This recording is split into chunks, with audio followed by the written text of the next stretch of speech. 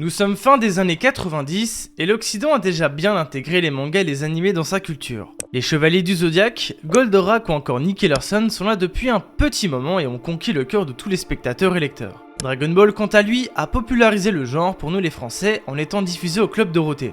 Les ventes du manga ont alors suivi et c'est ainsi que la machine a vraiment démarré. Le Japon plaît à l'Occident et ça se voit. En France, des millions de mangas sont vendus. Mais ce n'est qu'au début des années 2000 que tout va s'accélérer. One Piece, Naruto sont là depuis quelques temps et bien ancrés chez nous. Mais un petit nouveau va arriver et tout chambouler. C'est Bleach. Sorti en 2001 dans le Weekly Shonen Jump, le petit nouveau va vite prendre en popularité au Japon. Il faudra attendre une petite année minimum pour que le manga passe les frontières. Et comme pour le Japon, c'est carton assuré. One Piece, Naruto et Bleach plaisent au monde entier, à tel point que certaines personnes sur internet commencent à utiliser un terme très spécifique pour en parler. Le Big Free. Mais c'est quoi le Big Free? Ce terme apparu autour de l'année 2005 désigne 3 mangas, One Piece, Naruto et Bleach, qui sont alors les 3 monstres de l'époque publiés chaque semaine dans le magazine Weekly Shonen Jump. Ce magazine, comme son nom l'indique, est publié chaque semaine et se concentre principalement sur les séries shonen. Ce genre qui s'adresse souvent aux jeunes garçons, mais en avant l'aventure, l'action ou encore l'amitié. C'est dans ce contexte éditorial que ces 3 grandes séries vont se retrouver au cœur de ce qu'on appelle le Big Free. Vous savez quoi? En vérité, il n'existe pas. Le terme n'a jamais été officiel, il a simplement été alimenté par la communauté sur les réseaux. Mais le problème c'est qu'il est devenu tellement populaire qu'on aurait presque pu croire qu'il était bien réel. Le Big Free n'existe pas, et il faudra vous y faire. Les maisons d'édition japonaises n'ont jamais approuvé ça, et à vrai dire tant mieux. Mettre 3 mangas du moment sur le podium ne ferait que de créer un écart de popularité et de qualité avec les autres mangas. Imaginez-vous travailler toute votre vie pour voir enfin votre œuvre être dans le Big Free. Alors ça serait beau pour ceux qui y arrivent, mais pour les autres ça ne ferait qu'empirer leur état mental. La pression envers les mangaka est déjà assez colossale, alors imaginez avec un objectif pareil. Après on peut aussi analyser de l'autre côté. Être dans ce fameux top 3 ne doit pas non plus arranger les choses. Sur le moment tu dois être content, mais par la suite tu vas devoir être irréprochable constamment. Ne faire aucune erreur car sinon les maisons d'édition vont te tomber dessus. Et crois-moi, tu vas t'en rappeler toute ta vie. Le Japon est au courant de ce fameux top, mais n'en a jamais tenu compte. Et vous savez comment ils le connaissent? Parce que il y a quand même du bon dans cette histoire. Pour être honnête, il s'agit d'un mal pour un bien.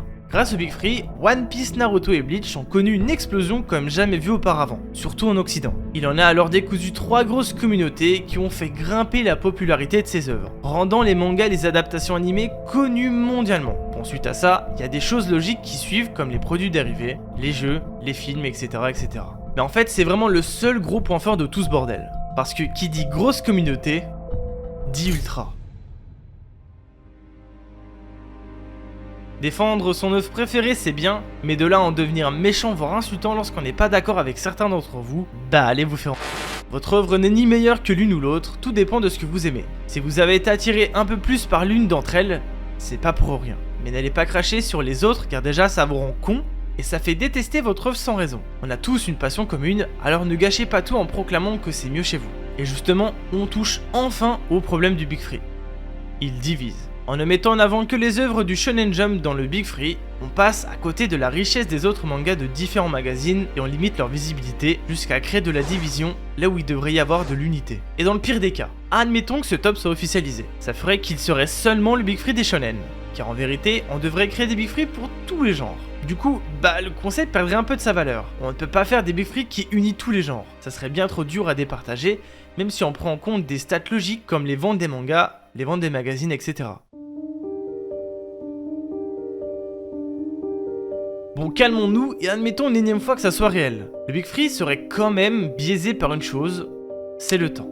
Ce top a à l'heure actuelle presque 20 ans.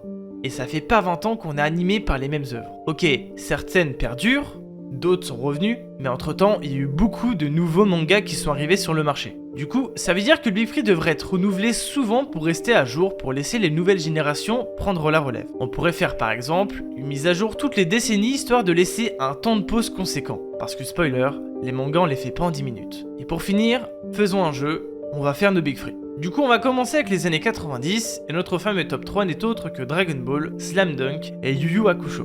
Évidemment le Big Free des années 2000, vous le connaissez tous, One Piece, Naruto et Bleach. Pour ce qui est des années 2010, Food Wars, My Hero Academia et EQ. Et enfin, pour cette décennie-là, Jujutsu Kaisen, Blue Lock, Demon Slayer. Petit bonus, le Big Free de toute époque confondue c'est One Piece, Dragon Ball et Naruto. Sachez que le Big Free à son arrivée a fait plus de bien que de mal, mais ces derniers temps, les gens sortent ce terme sans raison pour justifier leur œuvre, et c'est vraiment de la merde. Nous avons la même passion, donc arrêtons de nous diviser bêtement juste pour une guerre d'ego. Les œuvres sont différentes, même si parfois on peut y retrouver des similitudes dans certaines, prenons ça comme des clins d'œil plutôt que comme du plagiat ou du réchauffé. Voilà, j'espère que cette vidéo vous a plu, moi j'ai kiffé à la faire, donnez-moi vos avis en commentaire, mais dans le respect, car on n'est pas des animaux. Cœur sur vous, c'était Osmond.